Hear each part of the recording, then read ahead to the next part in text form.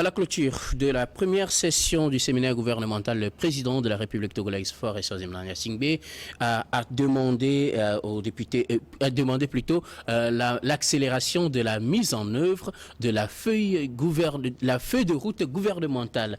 Je commence avec vous, Ibrahim. Votre lecture, nous sommes en 2023, la feuille de route gouvernementale. La feuille de route, j'ai un problème avec cette prononciation. La feuille de route gouvernementale va jusqu'à 2025, fort demande la mise en œuvre, l'accélération de sa mise en œuvre. Votre lecture? Ma lecture est que le chef de l'État s'est rendu compte qu'il y a eu peut-être du retard dans l'exécution des projets qui sont programmés. Il y a près de 64 projets dans la feuille de route gouvernementale. Et donc, s'il y a du retard dans l'exécution de ces projets-là, il va de soi que le chef de l'État demande à l'équipe gouvernementale de redoubler d'ardeur et d'agir avec célérité pour que ces projets-là aboutissent pour le bonheur des populations.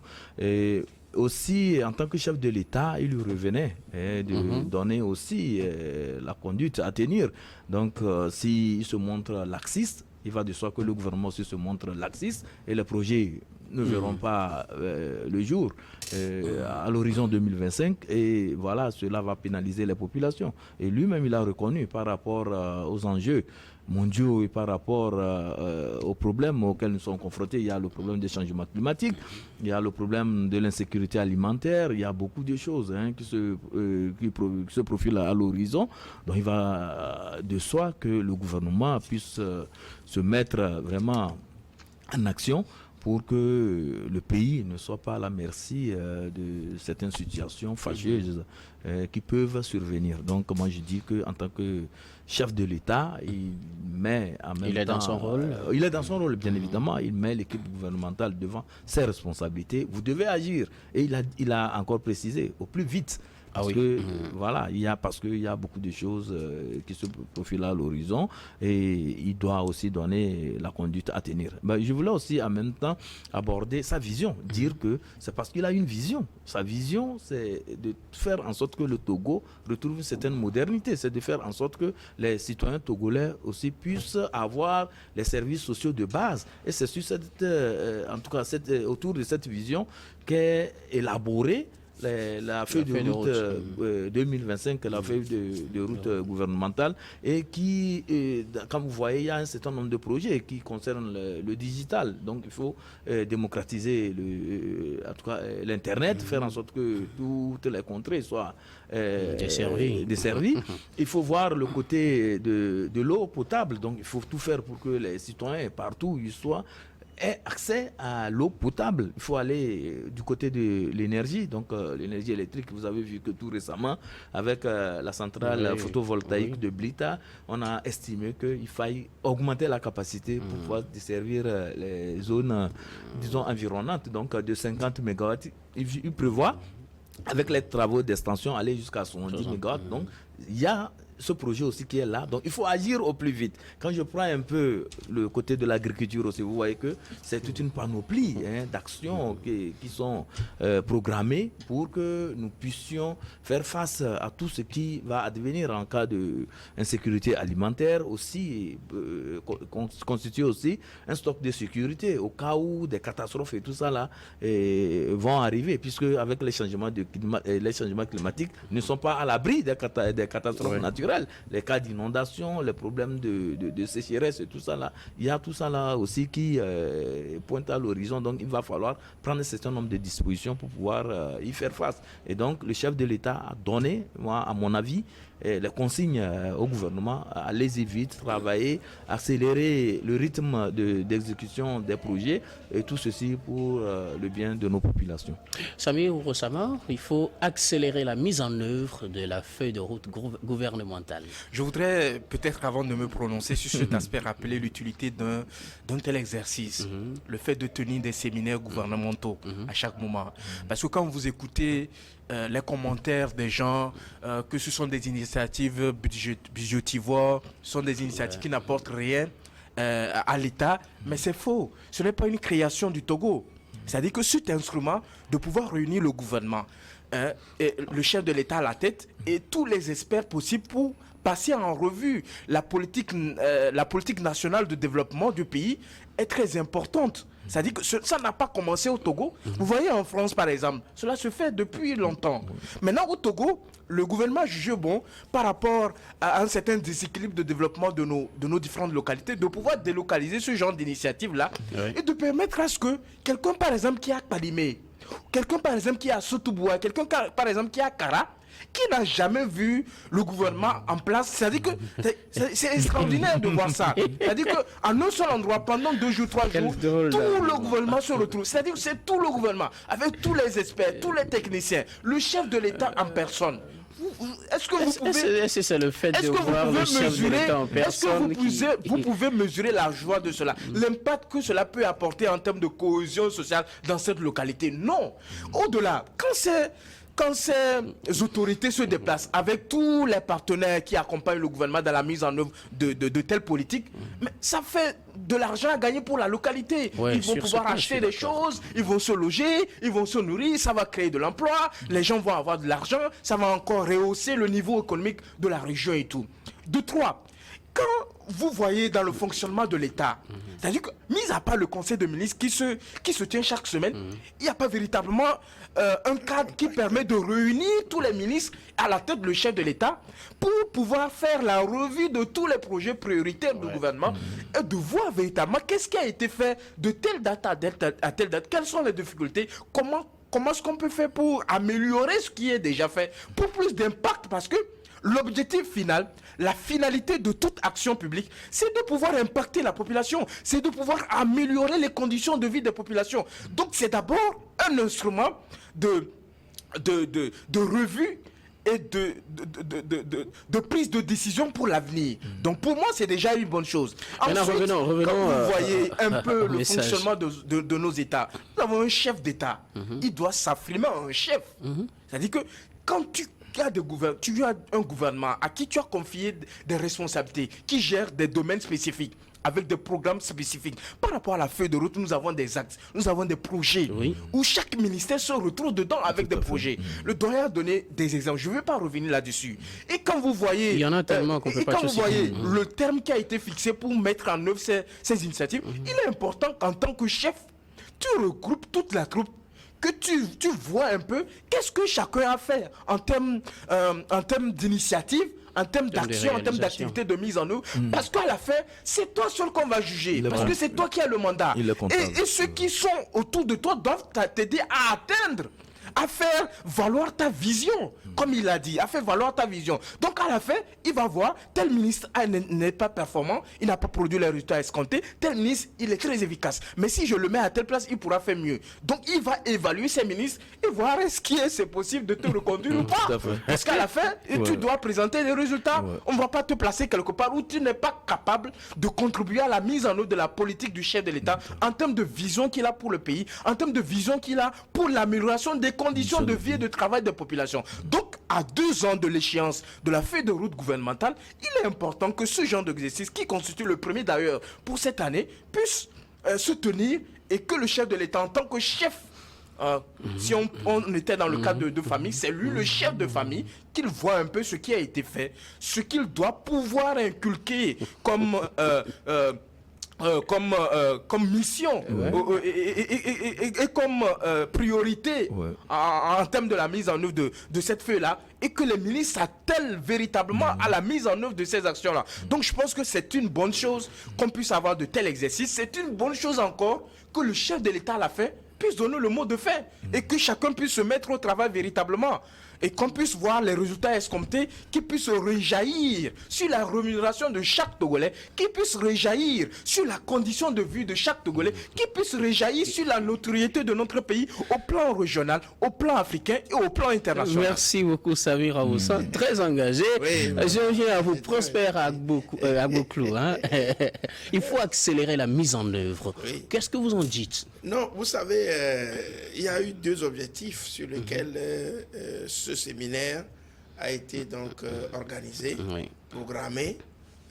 D'abord, voir le niveau d'exécution des projets élaborés, mis en place, leur conduite, et savoir si réellement ceux qui ont été déjà réalisés ont des impacts positifs positive sur la population. Ça, je crois que c'est dans la réalité des choses. C'est la normalité même est cela. Et moi, je vais vous dire quelque chose qui peut-être va étonner plus d'un. Depuis que le président Faure est au pouvoir depuis 2005, je dis, sur ce 4e mandat, enfin ce mandat, allais-je dire, je le sens plus mature par rapport... Non, engagé. Engagé et mature. Ça dit par rapport à l'âge également. Vous comprenez ce que je veux dire? Engagé et mature par rapport à l'âge. Vous savez, il a pratiquement 57 ans. Par là, je crois qu'il est rentré dans un âge de raison qui fait que franchement, le président ne voyage plus comme on le sentait avant. Il est plus au pays et il regarde. Et ce gouvernement qui a été formé par Victoire Dogbe, j'ai l'impression que on avait appris qu'il y a eu un engagement ferme, c'est-à-dire des prestations de serment vis-à-vis de la fonction qu'on vous confie. Et j'avais rencontré par chance l'un des ministres dans son bureau qui m'a dit il faut être sur le terrain.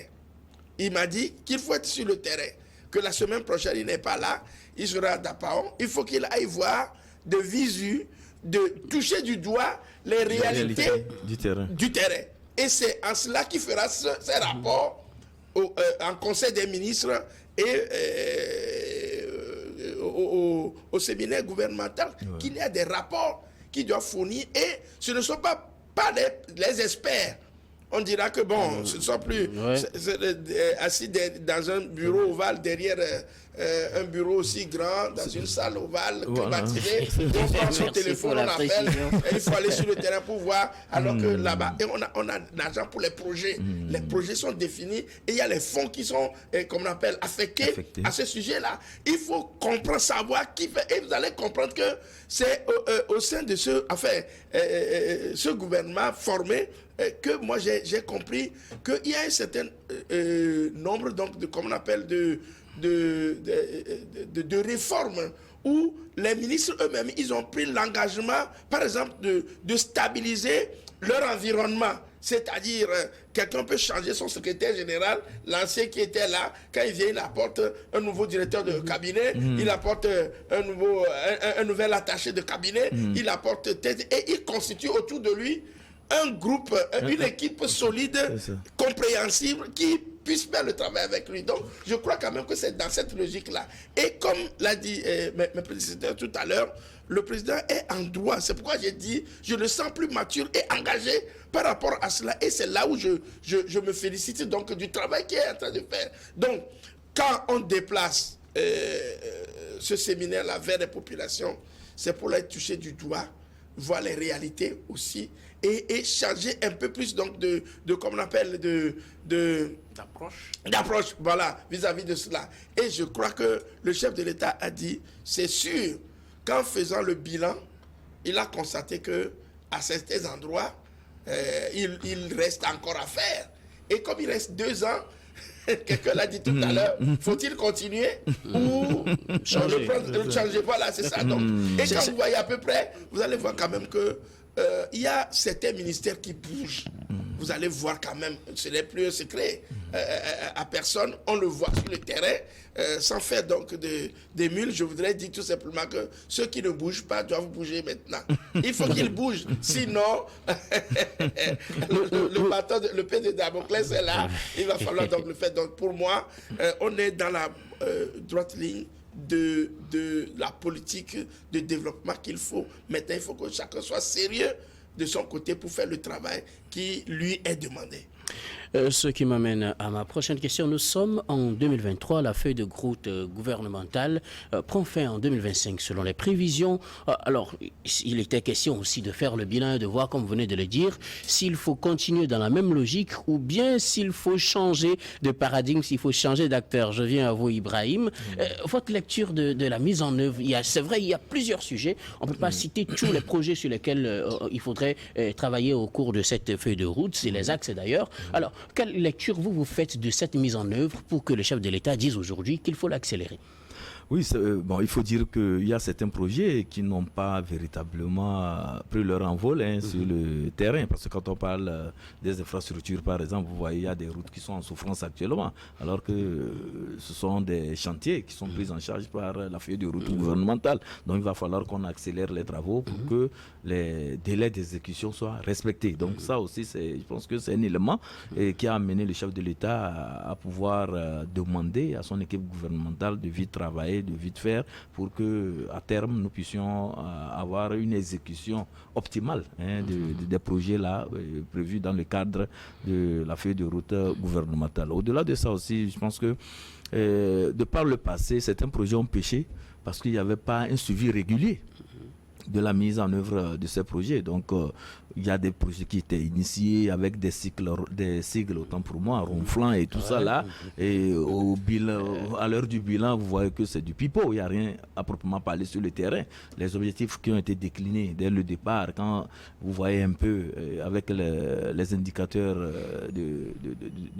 en tout cas de satisfaction ou bien d'exécution, vous voyez que le bilan n'est pas satisfaisant. Donc maintenant, si le chef de l'État rencontre de façon périodique ces ministres, je pense que c'est une façon aussi de mettre la pression sur eux pour que ces ministres-là puissent être beaucoup plus actifs et voir éventuellement comment travailler pour que la mise en œuvre des projets au programme de notre feuille de route gouvernementale puisse être vraiment disons exécuté et tenu plutôt à de bonnes dates. Je veux parler des délais de livraison et tout ça là, en ce qui concerne les infrastructures et autres. Quand je prends un peu le côté maintenant de la modernité qu'on veut imprimer à notre pays, je pense que parfois aussi dans l'exécution des projets, à certains moments, il arrive qu'on procède à des réajustements par rapport à certains paramètres nouveaux ou bien à certains facteurs exogènes qui viennent perturber ou bien qui viennent exiger à ce qui est des modifications au niveau des réadaptations. Voilà, des réadaptations et des modifications au niveau de ces projets. Donc le chef de l'État qui est aussi à l'écoute de tout ce qui se passe sur le plan mondial, je pense que comprend certains enjeux par rapport au projet préalablement défini. Lorsqu'il sent qu'il y a lieu, qu'il y a nécessité de réajuster ou bien d'apporter une certaine modification, au cours de ces séminaires gouvernementaux-là, avec l'appui des experts bien évidemment, donc ils vont essayer d'accorder les violons et voir éventuellement quelle ligne adopter par rapport à un secteur bien précis qui doit connaître des modifications ou bien qui doit connaître des réajustements sur le plan de l'exécution des projets qui sont en cours. Ça, c'est un exercice, je pense, qui est très salutaire parce que ça amène en même temps les ministres aussi à comprendre comment les choses évoluent et en même temps à comprendre aussi la place qui est vraiment qui leur revient. Vous comprenez, et pour pouvoir aussi aller dans le sens de l'amélioration des conditions de vie des populations. Samir Ourosama, il faut accélérer la mise en œuvre. Est-ce à dire qu'on a traîné ou bien qu'on traîne? Non, je pense que ce dont on est sûr et certain aujourd'hui et ce dont on doit être convaincu, c'est qu'il y a un leadership politique affirmé au plus haut sommet de l'État. Donc, vous savez qu'au sein de l'architecture présidentielle, on a ce qu'on appelle la cellule présidentielle de suivi des projets prioritaires. Donc, le chef de l'État suit directement à travers une cellule qui regroupe des experts. Ce n'est pas des étrangers. Ce sont des Togolais compétents dans plusieurs domaines qui suivent véritablement à travers les responsabilités qui leur ont été confiées, à qui on a confié des ministères. Donc, qui suivent véritablement les projets qui sont contenus dans la feuille de route gouvernementale pour voir un peu les états d'avancement. Il y a des réunions périodiques. C'est-à-dire qu'il y a une certaine vivacité de l'administration. Donc, pour moi, aujourd'hui, ce qui est fait aujourd'hui au niveau de ce séminaire-là, c'est de voir, en fait, qu'est-ce qui a été fait depuis lors en termes de mise en œuvre. Parce que, vous savez qu'on a connu, avant, on a connu la Covid-19, après on a connu la guerre ukraino-russe. Donc, vous avez vu des facteurs exogènes qui sont venus peut-être perturber un peu. Il est important qu'en tant que chef qu'il puisse réunir la troupe, qu'il puisse faire la revue de tous ces projets-là, avec l'appui des experts, et qu'on puisse voir où est-ce qu'on peut actionner, où est-ce qu'on n'a pas bien fait, et comment est-ce qu'on peut améliorer ce qui est déjà fait. Quand le chef de l'État dit qu'il faut accélérer, ce n'est pas que les choses ne sont pas bien faites, attention. Les choses sont bien faites, mais c'est quelqu'un qui a cette vision de la perfection, de faire en sorte que l'impact soit véritablement visible sur le terrain. Tenir dans le temps. Exactement. Des infrastructures soient véritablement réalisées, les infrastructures de qualité. Et vous n'êtes pas sans savoir que l'administration publique se modernise également. Donc il y a une certaine digitalisation de notre administration. Il y a des réformes de tests qui doivent être faites pour rendre notre administration plus performante. Il y a la lutte contre la corruption également, qui est un chantier primordial pour le chef de l'État, et il y tient véritablement. Donc pour moi, c'est important quand on voit un peu qu'il y a une certaine animation vivace de notre administration publique, il y a un certain engagement des autorités publiques, parce qu'ailleurs, vous ne verrez pas ça. Que les gens sortent un peu, qu'ils voient un peu ce qui se passe ailleurs. Ailleurs, vous ne verrez pas un leadership affirmé au plus haut sommet de l'État, un chef de l'État qui se préoccupe, va à la rencontre des populations qu'il rencontre. C'est vrai qu'on a vite fait de trouver une connotation électorale. Bon, à chacun de faire son jugement, mais je pense que quand on est élu, c'est pour faire un travail. Le chef de l'État l'a compris véritablement. Il s'est entouré des gens et des hommes et femmes de confiance qui ont des compétences avérées. Et ce sont des Togolais aussi qui ont à cœur de contribuer au développement de notre pays. Et voilà. Cette équipe-là, gouvernementale, au-delà de ce que les gens disent, au-delà de ce que les gens pensent, au-delà des ou et des rois, au-delà de tout ce que vous pouvez voir, ils sont engagés véritablement à faire à ce que ce pays-là, qui nous est cher à nous tous, soit un pays prospère, dans lequel où tout le monde peut se réaliser véritablement, qu'on ne soit pas obligé d'aller à l'extérieur pour avoir cette situation dont on rêve véritablement. Et c'est la vision des plus hautes autorités de notre pays. Prosper Agbo-Clou. Je pense que je vais dans le même sens que mes prédécesseurs. Nous sommes dans une dynamique de rupture avec le classicisme. Et on a compris également que ce qui se faisait et qui n'arrangeait pas véritablement sur le plan du développement, on peut s'en réjouir aujourd'hui. Et on a, je l'ai dit tout à l'heure, quand je parle de maturité, ça rentre en ligne de compte sur le plan social. À un certain moment donné, le président de la République, il est arrivé au moment où il a vraiment fait la somme, et il a comme on appelle, le moral défini, la sagesse nécessaire pour comprendre et savoir là où il faut aller. Et ça, on le voit. C'est vrai que le panier de la ménagère, pour l'instant, n'est pas totalement garni. On se plaît toujours. Il y a les conditions universelles aussi qui rentrent en ligne de compte. Maintenant, il faut se prendre suffisamment, s'autosuffire, se prendre en charge. Je crois qu'avec le président l'a compris, le niveau de pauvreté doit aller encore plus bas, et on doit savoir qui est qui fait quoi. Et je pense que c'est pourquoi je l'ai dit tout à l'heure, quand vous voyez à peu près dans certains domaines, quand on prend par exemple le domaine de l'éducation, vous allez voir que les choses bougent. Le ministre, il est sur le terrain tout le temps. Pour la digitalisation dont parlait Ibrahim tout à l'heure, c'est un fait où il faut donc je dirais réinventer l'éducation d'une autre manière, la faire d'une autre manière. Vous allez voir sur un certain nombre dans la communication, Ayiwada qui est toujours sur le terrain, Kokoroko qui est sur le terrain, même au niveau du ministère du Tourisme. Comment il s'appelle ? Pratiquement eux tous, ils sont maintenant engagés sur le terrain. Chacun va et touche du doigt. Donc je crois que ça... Et j'ai l'impression que chaque ministre a le feu aux fesses. Oui, chacun a le feu aux fesses, jusqu'au responsable, au chef du gouvernement, à la chef du gouvernement. Chacun a les feux aux fesses. Maintenant, je crois que l'analyse qui a été faite à Palimé permettra, comme Ibrahim l'a dit tout à l'heure, de pouvoir recenser les avancées et de savoir si tel projet ne répond pas véritablement aux donnes et qu'il faut le réécrire d'une autre manière, dans ce qui veut dire que on peut amputer certains projets et les réformer d'une autre manière et chercher peut-être les personnes avisées capable de pouvoir l'animer. Vous voyez à peu près. Quand moi je prends le secteur de l'éducation, j'ai l'impression qu'on a trouvé la personne qu'il faut pour arranger la situation. Et il est en train de le faire. Même si les gens, certains ne sont pas d'accord, je dis, on ne peut pas faire d'omelette sans casser des œufs. Quand on va sur le plan de la communication, vous allez voir qu'il y a un certain nombre de dispositions qui ont été prises. Ça s'anime même. S'il y a des grabuges, enfin, aucune œuvre humaine n'est parfaite. Donc je crois quand même que on doit aller dans ce sens pour pouvoir assouvir, ne serait-ce que nous aussi, nous puissions bien respirer. Et quand vous avez un problème, par exemple, à la maison, dans la famille, vous puissiez le régler par rapport aux dispositions que vous avez. Oui, je voudrais juste ajouter quelques petits éléments. C'est vrai qu'aujourd'hui, c'est vrai que le gouvernement ou les autorités togolaises sont à l'écoute des populations togolaises. Et quand vous circulez un peu, vous entendez les gens dire la vie est très chère et tout ça là.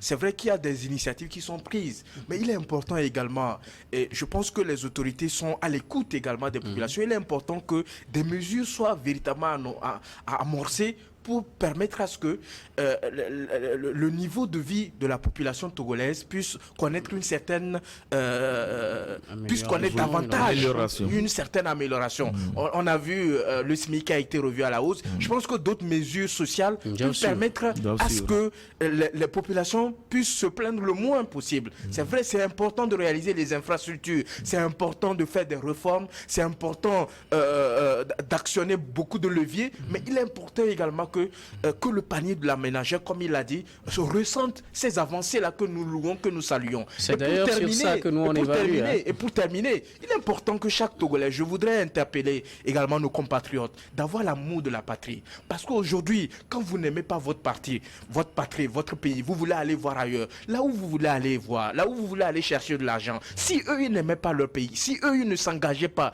pour construire ce que vous voulez aller chercher, est-ce que vous pourriez vous déplacer ou penser tout de même à aller par exemple aux États-Unis, aller au Canada, aller en France et tout cela. Donc il est important que notre pays, le Togo, soit le futur États-Unis de l'Afrique, le futur Canada de l'Afrique, que les gens quittent même de l'Europe pour venir se chercher dans notre pays. Et c'est possible si nous nous mettons véritablement, parce qu'on ne peut pas attendre que tout vienne du haut. Nous, en tant que citoyens, en tant qu'agents publics, nous devons adopter des comportements responsables et citoyens. Nous devons accompagner les initiatives, les réformes, les actions qui sont entreprises pour que nous puissions avoir ce que nous voulons tous. Un Togo prospère qui soit bénéfique pour tous les Togolais, filles comme garçons. Que nous puissions être satisfaits qu'un jour, en partant, que nous avons laissé un Togo dans de bonnes mains, que nos enfants ne pourront pas souffrir un jour. Merci beaucoup, Samir, pour cette réflexion. Je voulais juste planter, disons, un autre décor pour dire que le gouvernement est en train de travailler et nous voyons vraiment des mécanismes qui sont mis en place. Mais vous savez, pour qu'un pays se développe, il y a des sacrifices à faire.